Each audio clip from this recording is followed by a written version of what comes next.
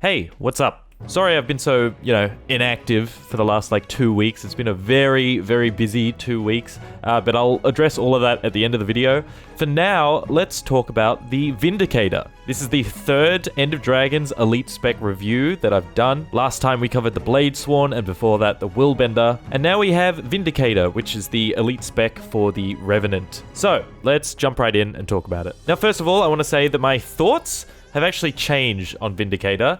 Late last week, I already had the audio done for this video. It was fully edited and all that, but I decided not to release it because after playing around with Vindicator a lot more, I've come to actually like it a lot more than I dislike it, and the initial review was very lukewarm and maybe even a little bit cynical. But as I said, after playing it more, this is kind of now my go-to power elite spec. So right off the top, if you're looking for a fun power DPS class that plays a little bit differently to other classes, then I definitely recommend giving Vindicator a shot. But first of all, let's talk about the class fantasy. That's usually the first thing that I talk about with these reviews. Now, admittedly, I did not play much Guild Wars 1 at all, so all of my knowledge about St. Victor and Archimedes, the two new legends, the combined alliance legends, I don't know much about them.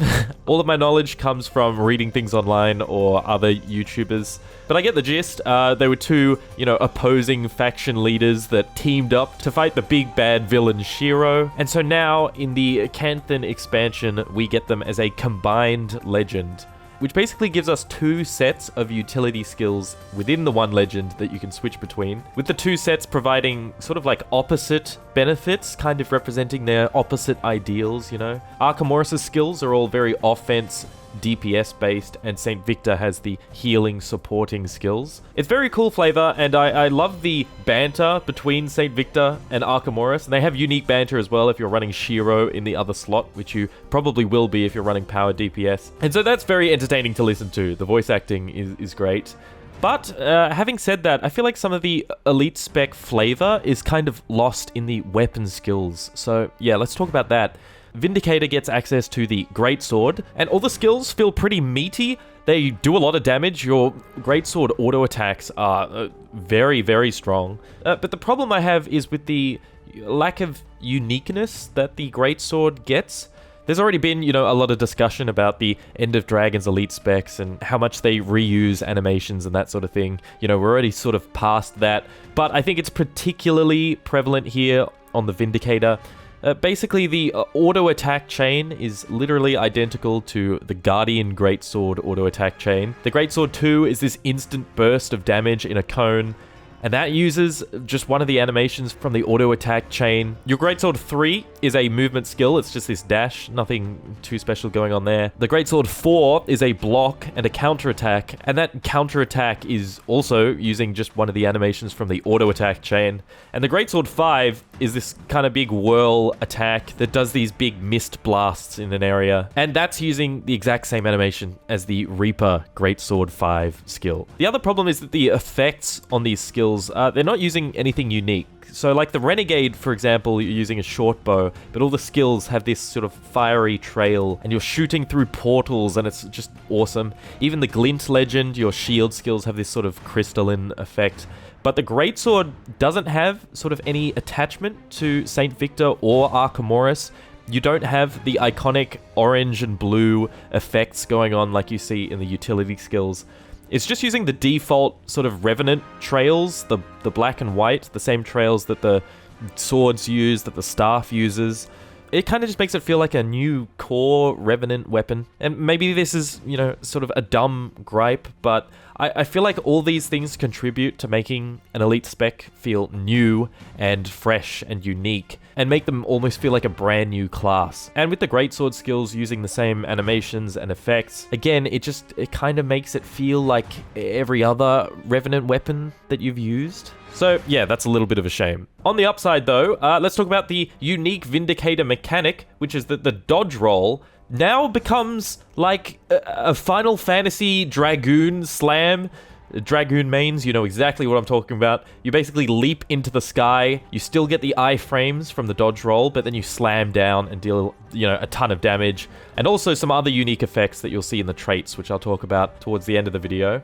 Keep in mind that you need the full 100 endurance to do the one dodge. It's not separated into 250 endurance dodges anymore. The main reason I didn't like this spec initially is that it's really hard to break that muscle memory of saving your dodge roll to deal with, you know, negating mechanics and negating damage. Because here with Vindicator, because of the trait design and the way the dodge roll functions, you're kind of incentivized to use it off cooldown. And this makes it very difficult to use reactively. You're actually going to be relying a lot on the block from your Greatsword 4 to negate damage. And on Australian 250 ping, the dodge rolls are usually pretty responsive, whereas weapon skills tend to have a little bit of a delay, so it's very tricky trying to get used to basically blocking early if a mechanic is coming. You also have an evade in the St. Victor utility skills, but again, it's a skill and it has a bit of a delay if you're on high ping, so yeah, just keep that in mind.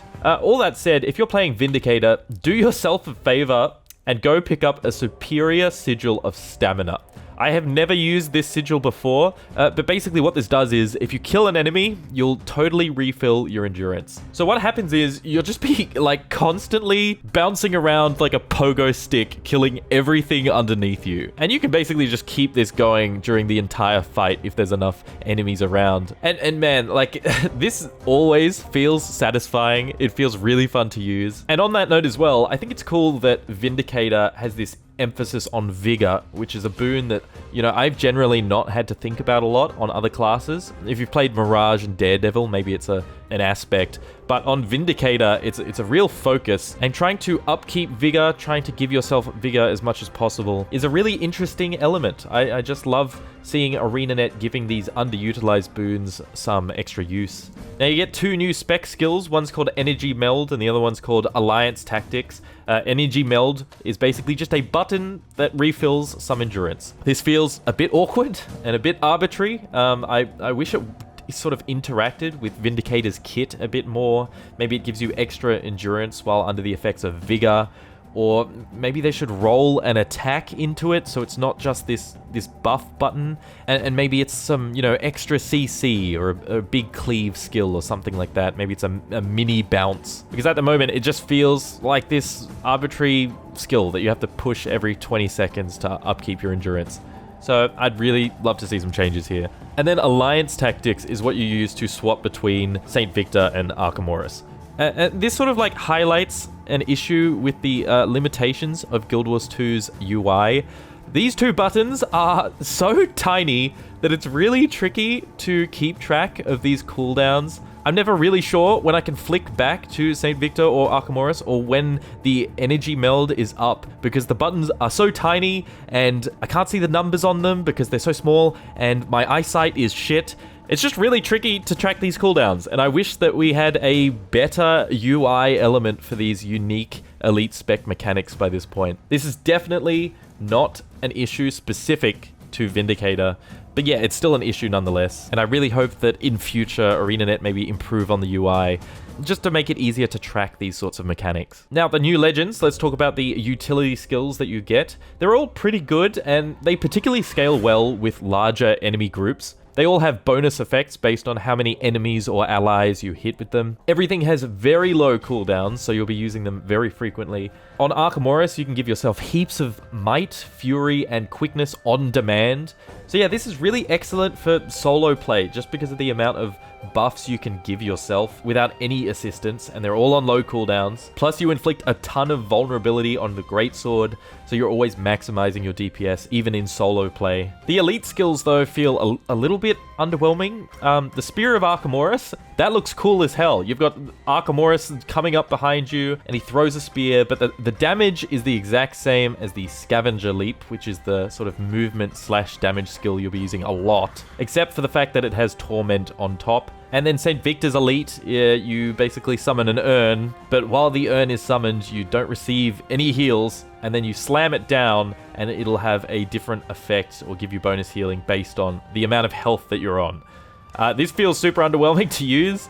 It's definitely way more of like a panic button if you're already low. That said, there's some great utility packed into the St. Victor kit. So it's really fun to be able to switch between being a full power DPS to being sort of an off healer. I like that sort of utility. It's a big reason why I like Firebrand a lot. So it's cool to see that replicated here on Vindicator. Now, I think it'd be cool if you'd be able to ramp up the effectiveness of these elite skills by turning them into upkeep skills. It'd be really cool if you could basically charge up your Archimedes Elite and you basically use all of your energy to deal a massive blow with one spear throw. Or the St. Victor Elite being able to drain energy, but the healing is way more significant or something like that. I feel like having upkeep skills as well allows you to synergize with a lot of the other traits that Revenant has access to.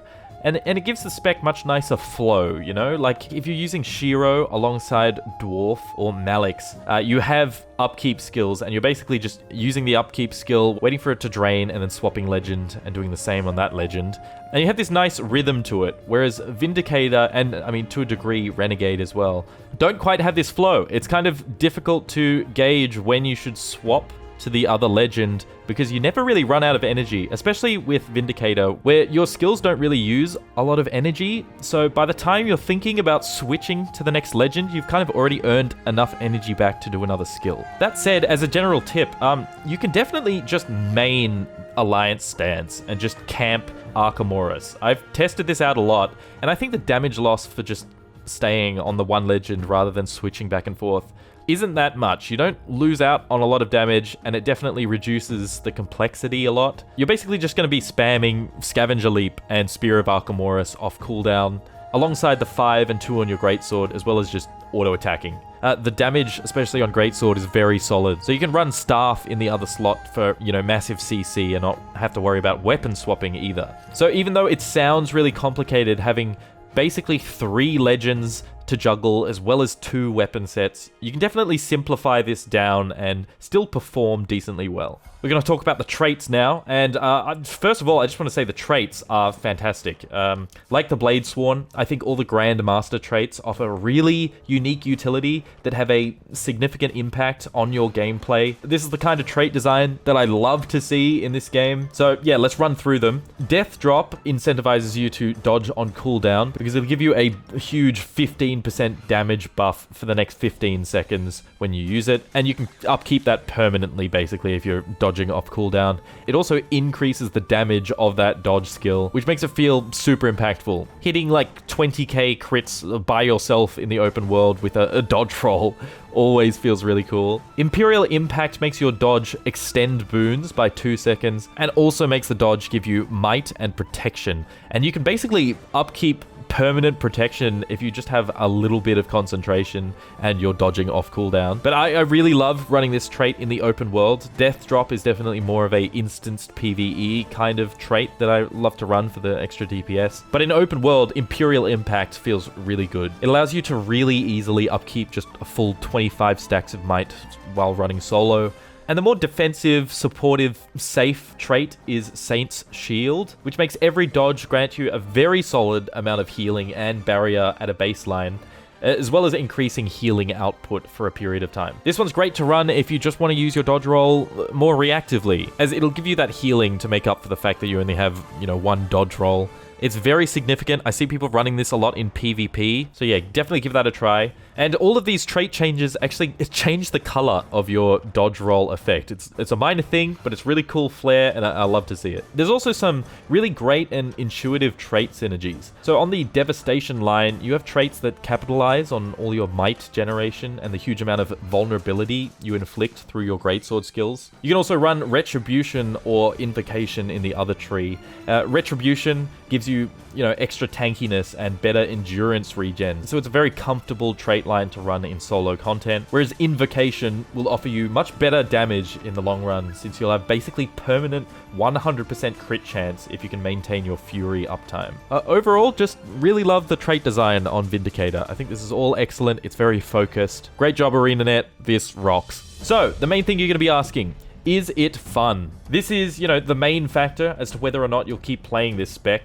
And the answer for me is, yeah, I think it is fun. It's a very unique style of play. You've got some awesome mobility and really excellent boon output. So in solo play, you don't feel that gimped because you can give yourself so many boons with such high uptime due to those low cooldowns. Overall, with that dodge roll, once you've mastered the muscle memory of using your dodge off cooldown for damage bonuses and instead using your blocks and evade skills to mitigate damage, it's a very interesting learning curve, but I promise you it feels really rewarding to play, and you'll be able to pull off really cool shit like this. You're dead as fuck. Look at your health. Oh, you blocked it?